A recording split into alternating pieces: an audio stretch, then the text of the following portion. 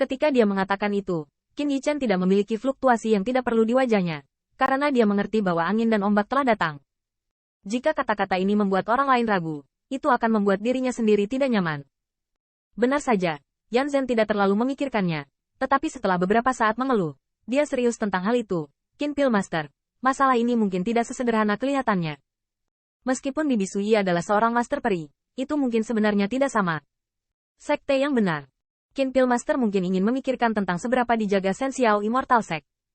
He Sui tidak pernah mengungkapkan ukuran 6 hedan sebelum upacara akbar. Bagaimana mungkin Qin Yichen mencurinya?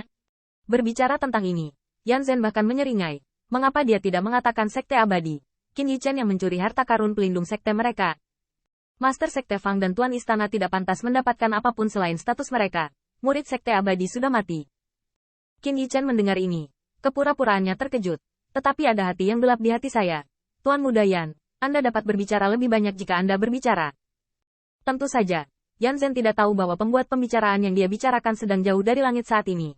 Dan apa yang dia katakan adalah pemikirannya sendiri. Itu saja. Dan dia tidak berpikir dia harus bersembunyi. Qin Yi layak untuk persahabatannya. Qin Yichen terkejut dan menyesal saat ini. Mendengarkan Tuan Muda. Apakah ada masalah besar dalam masalah ini? Yan Zhen terdiam sesaat. Lalu dia berkata, saya tidak tahu alasan orang-orang yang tidak masuk akal seperti itu. Tetapi pada Tuan Muda ini. Kemudian Qin Yichen.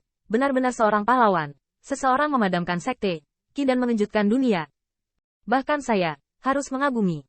Tiba-tiba, Yan Zhen masih sangat jelas bahwa Qin Yichen dapat membunuh Jiang Yutian. Dan dia secara alami dapat mengikutinya. Hanya saja Yan Zhen sedang berbicara. Dan dia tidak memperhatikan bahwa ketika orang-orang muda di sekitarnya sedang minum teh, sudut mulut mereka menimbulkan kepuasan bayangan. Setelah meletakkan cangkir teh, Qin Yichen berkata dengan menyesal. Tuan Muda berkata kali ini, saya khawatir Qin ini tidak diberi kesempatan untuk melihat kidan yang menakjubkan dan legendaris. Yan Zhen menghela nafas. Keluarga Yan saya adalah tetua garis keturunan marsial Dao.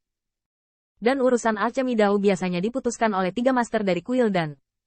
Namun, sekte abadi selir alami saya tidak baru-baru ini memiliki hubungan dengan Shen Xiao Immortal. Sekte bekerja sama untuk memperkenalkan arti hedan dan compound dan. Yan Zhen tidak tahu kemarahan Sangguan Miao setelah keluar dari bea cukai, dan fakta bahwa dia ingin pergi ke sekte abadi Shen Xiao secara langsung setelah Kui Dou bertanya, karena Sangguan Miao tidak bisa mengatakan lebih banyak. Namun, hanya mengetahui hal ini membuat Qin Yichen sangat puas. Bahkan, dia datang ke sini untuk memanfaatkan kesempatan mengetuk ke samping. Dari kata-kata Yan Zhen, setidaknya kita bisa melihat sikap umum sekte abadi Shen Xiao. Lagi pula, ekspresi kebenaran sekte abadi lebih dapat diandalkan daripada orang yang lewat. Jika Yan Zhen berani mengatakan bahwa sekte abadi Shen Xiao itu indah, dan berbagi kue majemuk dan bersama-sama, Qin Yichen mungkin tidak pergi ke sekte abadi Tianli untuk berpartisipasi dalam pertengkaran berikutnya. Tentu saja, sebelum pergi. Mungkin tinggalkan perpisahan yang tak terlupakan untuk keluarga Yan. Namun, setelah mengetahui sikap Yan Zhen, Qin Yichen merasa sangat puas. Setidaknya, Dewa Sekte Abadi, sama sekali tidak berdiri di sisi sekte abadi Shen Xiao.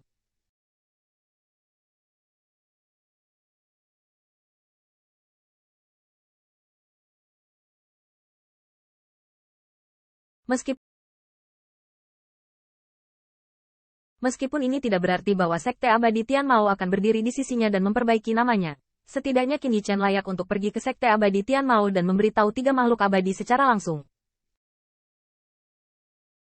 Dengan cara ini, setelah menanyakan tentang informasi yang diperlukan, Qin Yichen berbicara dengan Yan Zhen sejenak dan kemudian dia pergi. Ketika Yan Zhen pergi, Yan Zhen mengirimnya secara pribadi, dan dia tidak lupa untuk menginstruksikan yang pertama harus melakukan yang terbaik dalam pertarungan sekte abadi. Qin Yichen secara alami menyetujui ini.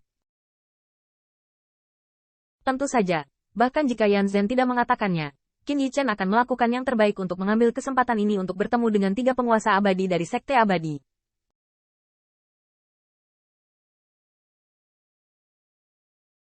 Setelah kembali ke halaman, tetapi tidak menyangka, Lin Ruyu berdiri di halaman dan menunggunya. Pada saat ini, Lin Ruyu, dengan tangannya di belakang cengkeraman Ying Ying di pinggang pohon willow, jari-jari gioknya saling terkait, seolah menyembunyikan bagian dalam pengecut, melihat siluet ramping yang kembali, dan jejak merah pada yang halus wajah cantik. Ketika orang itu mendekat, dia bernapas dalam-dalam, mata yang indah ditekuk menjadi bulan sabit, dan Wan Yin masih penuh dengan spiritual qi. Qin Pil Master, kembali begitu cepat. Ketika Qin Yichen melihat ini, dia langsung tersenyum dan berkata, "Ya, ada apa dengan Lin Pil Master?" Lin Ruyu menundukkan kepalanya sedikit, matanya yang indah berkedip, dan Tan Lip berkata dengan ringan, "Bukan apa-apa.